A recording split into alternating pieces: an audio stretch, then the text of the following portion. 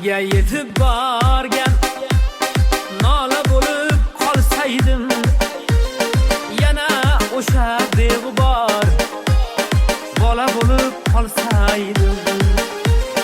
Hamma joyim loy qilib, oyoqlardan toy qilib, kulchanondan oy qilib bola bo'lib qolsaydim.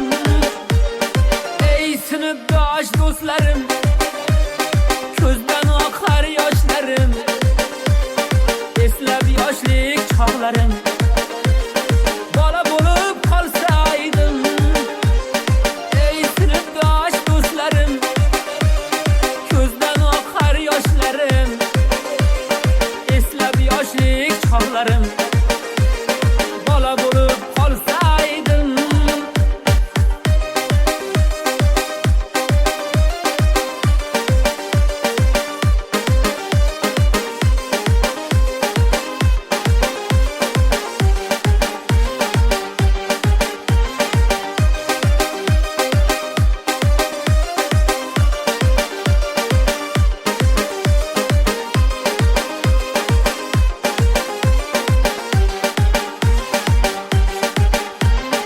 Onam erkalab suygan, otam opichlab yurgan, endi 6ga kirgan bola bo'lib qolsaydim.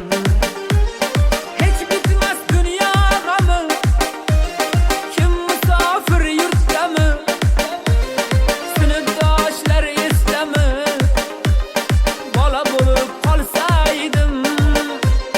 Bezdim dunyo ishidan, ham yolg'onchi kishidan, charchadim tashvishdan, bola bo'lib qolsaydim.